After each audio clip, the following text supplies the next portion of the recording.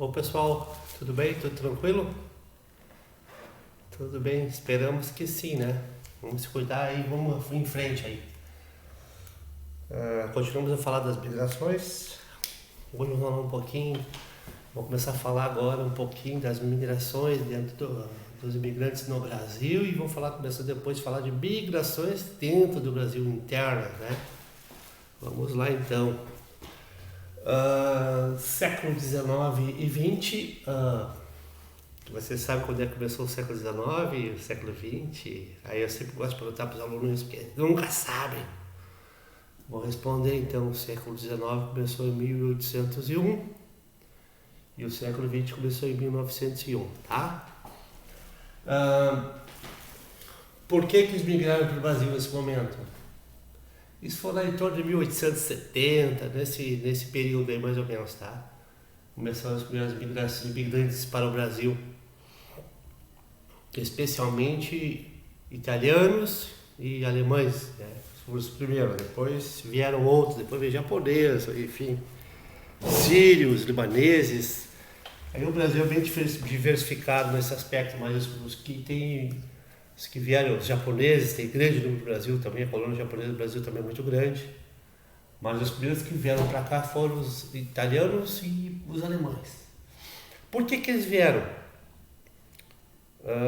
Vieram porque o governo brasileiro ofertou terra para eles. E por que o governo brasileiro ofertou terra para eles? Ofertou trabalho para eles, ofereceu trabalho para eles, desculpe.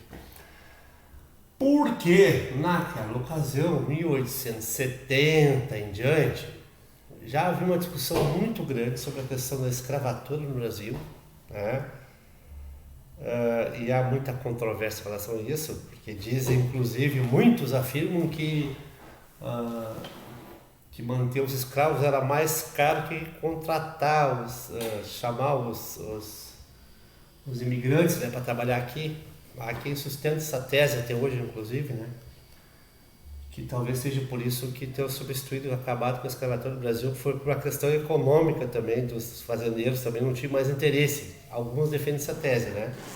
Mas claro que teve luta, teve muitas questões de muita gente que lutou contra a escravatura, logicamente, que brigou para que isso não acabasse, porque o Brasil foi o último país, né? Acabar a escravatura foi o Brasil, o resto do mundo já tinha acabado, período de escravidão, período absurdo da história. Então vieram esses migrantes para a substituição ao trabalho escravo, tá? E onde é que era basicamente esse trabalho escravo, aonde tinha mais concentração? Mais na região sudeste do Brasil, né? Mais na região sudeste do Brasil, certo? A luz está piscando aqui, mas vamos lá, né? A iluminação tá meio maluca aqui. Tá, vamos embora. E então, o que eles fazem aqui para fazer basicamente o que? A maioria deles vieram o que? Para o plantio e colheita de café, tá? Na região sudeste, basicamente, né? Especialmente os italianos, né, gente? Uma grande maioria foi para plantio e colheita do café, região sudeste. E aí, mais especificamente, claro que no Rio, Minas também, a região sudeste, com toda mais uma concentração, foi o estado de São Paulo, sem dúvida, né? Então foi nesse local aí que se concentrou o maior número de imigrantes pelo momento. Vieram também para a região sul também, os italianos e os alemães vieram bastante quantidade para a região sul também, mais ou menos no mesmo período, foi meio que, né? Esse deslocamento foi entre 1870, mais ou menos, um pouco antes de acabar com a escravatura. Esse posterior foi até em torno de 1920, essa primeira grande massa de imigrantes que veio para o Brasil. Esses vieram como imigrantes e a convite do governo brasileiro, né? Passaram trabalho aí, que não foi barbada não, tiveram que desbravar muita coisa, não é uma situação muito fácil sair do teu país e mesmo que tu faça de vontade própria, buscar novos horizontes, buscar melhores caminhos, não é uma coisa muito simples, não é uma coisa muito fácil, é bem difícil, tu não conhece nada, tu não conhece ninguém, às vezes tu veio uma vez com a mulher e o filho, mas deixou muita gente da família para trás, e chega num lugar desconhecido, que fala outra língua, não é uma coisa bem complicada, né? Mas enfim, mas vieram por convite, não vieram obrigatórios, o que eu quero dizer, não foram forçados a vir, mas de qualquer forma é um trabalho de grande, como é que é, de grande descobertas e de desafios, né? Grandes desafios para a pessoa que vem também não é fácil. Tá? Aí eu vou falar agora, ONU, Organização das Nações Unidas e as migrações. Segundo a ONU, toda pessoa que busca refúgio deve beneficiar-se dele. Isso é interessante, né, gente? Porque viu que na aula, a gente viu aquele filme, semana que eu dei para vocês, que nós debatemos hoje, inclusive, conversamos um pouco sobre os refugiados, né? E eu comentei em outras aulas anteriores para vocês, comentamos, né, que na Europa é uma grande briga, porque ninguém quer os refugiados, né? Mas, no entanto, a maioria dos países, isso é interessante, a maioria dos países são associados à ONU, a Organização das Nações Unidas, sabem que, na verdade, a ONU prega que os refugiados devem ser os migrantes, e especialmente os refugiados, mas todos os migrantes devem se beneficiar da questão do refúgio, tá? Mas é que os refugiados têm uma questão mais grave, que eu vou falar depois, né? A diferença que tem. Vamos falar agora já. Qual é a diferença que tem entre o refugiado e o migrante? O migrante, como eu falei aqui, ele vem espontâneo, é um desafio, é uma coisa nova, mas ele vem espontâneo, ele vem buscar melhores caminhos. No caso do refugiado, acho que a gente até comentou já, mas sempre é bom se reforçar e falar um pouco de novo.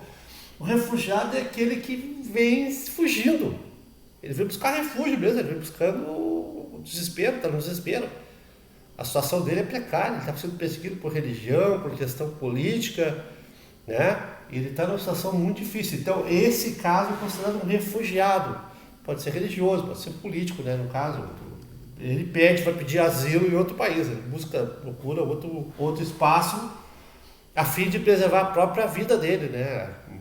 Do ponto de vista não só econômico, mas do ponto de vista mesmo de mortalidade mesmo, as pessoas estão sendo mortas, né? Geralmente são situações bem críticas, assim, que existe essa situação de refugiados, tá? Então a ONU diz que todo refugiado deve se beneficiar desse amparo, ou seja, deve ser amparado, mas no entanto, os países sempre brigam, o Mediterrâneo, lá na volta do Mediterrâneo, seguido tem os refugiados, né? Tem os refugiados políticos, de guerra, religiosos, e é bem difícil a situação assim, que geralmente os países não querem aceitar, porque claro que tem um preconceito, existe uma resistência da população, porque tem que dar amparo, isso tem um custo, né, certamente, mas é interessante, porque são países que geralmente são ricos, né? E, no entanto, né, a ganância geralmente leva a pensar de forma mais egoísta. No Brasil, já tinha um estatuto do estrangeiro antigamente, agora foi substituído em 2017 pela nova lei de imigração, né? Em 2017, no Brasil, todo imigrante é amparado e tem direito à saúde e educação, além de outros direitos, tá? Tipo, por exemplo, trabalho, por exemplo. Aqui é bem comum, o Brasil é considerado, nesse aspecto, um dos países que dá o amparo, que dá o amparo, é bem avançado nesse aspecto, mas assim mesmo entre os estados, às vezes há discussões sobre isso, tá? Porque, claro que, por exemplo, aos lugares que tem vindo muito, por exemplo, boliviano, muito venezuelano, mais na região norte lá do país, que tem região de fronteira com esse país, aquela região lá.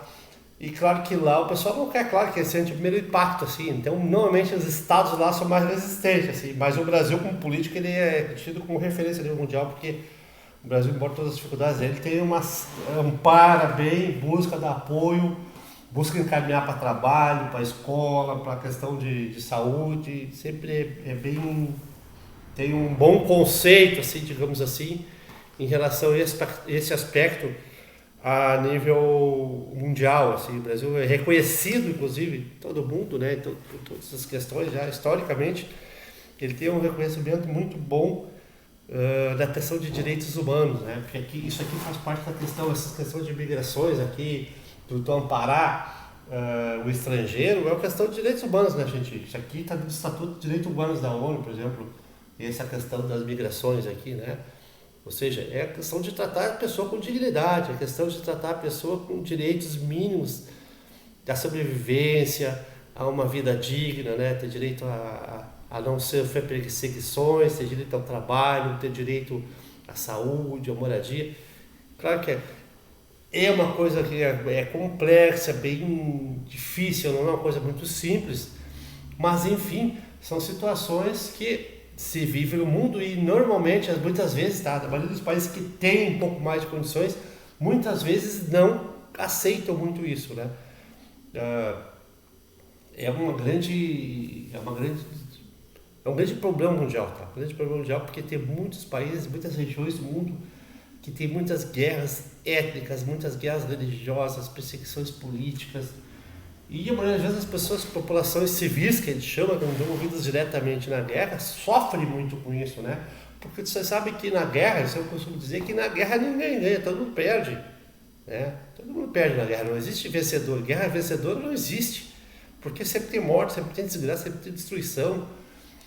Mas certamente as pessoas que não estão envolvidas diretamente na guerra, não são soldados, aquilo que a gente chama de civis, né? No nosso caso, por exemplo, né?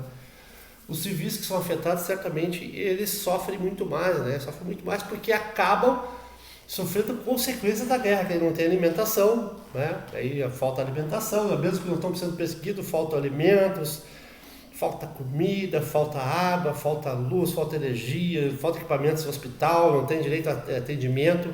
Enfim, é uma situação muito complicada, o país que vive em conflitos, e tem bastante pelo mundo, tá? Infelizmente tem bastante pelo mundo, o ser humano eternamente vive em guerra e conflito, lamentavelmente, muito triste, mas é assim que funciona.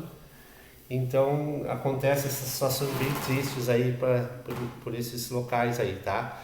E que fazem fazem com que as pessoas procurem um lugar melhor, né? Não tem outra solução, né, gente? Não tem outra solução, tem que correr, porque se ficar lá, tá morrendo. Se não morre pela guerra, pelos tiros de bala, morre pela situação da fome, da falta de equipamentos públicos, de hospitais, enfim, de assistência de saúde, de água, então é bem complicado. Tá, gente? Hoje, deixar esse recado para vocês por hoje, para essa aula de hoje, para finalizar essa aula de hoje, já falou um pouquinho já sobre a questão dos refugiados, sobre as migrações da Europa, especialmente, sobre a questão dos refugiados, e na próxima aula a gente continua sobre isso aí, tá? Tchau, tchau, gente, até mais.